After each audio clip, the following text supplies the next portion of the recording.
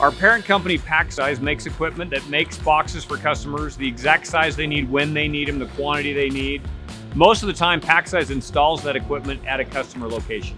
What we do is run a small facility where we have that equipment and we in turn make boxes for customers. People are very used to a standard size box, and for most companies, they're kind of forced to put whatever it is they're shipping in a very square standard box and then use a lot of fillers and other things to make it work. What we can do is make any number of sizes that customer needs, and then we can make, if they need 20 one week and then they need 500 the next week, we can do that. We can take a look at what somebody's trying to do and come up with a design that works very well for them, that's maybe a non-traditional style box. At the same time, we make that box to the exact size that they need, and we make the quantity that they need when they need it.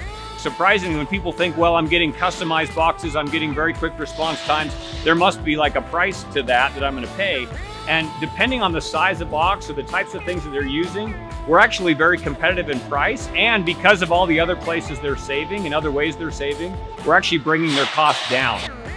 And really the key is we can deliver 3 times a week, once a month. It's really still whatever it is they need when they need it. So typically lead times for standard boxes can be 2, 3, 4 weeks.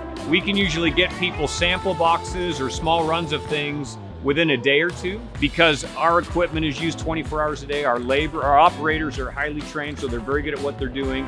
And we can make delivery schedules and pickup dates work because of how flexible our entire business model is. So once we have a customer and they're able to truly understand what value we can bring to them, they get themselves set up, they get integrated, and then really from that point on, they're just a happy and satisfied customer. I think it's very simple for most customers. If they're working with corrugated boxes, then we can talk.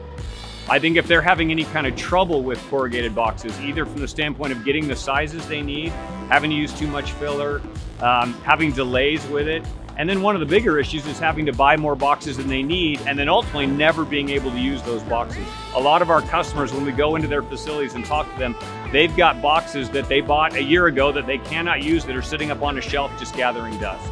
So a qualification for us is essentially, do you use corrugated or can you use corrugated?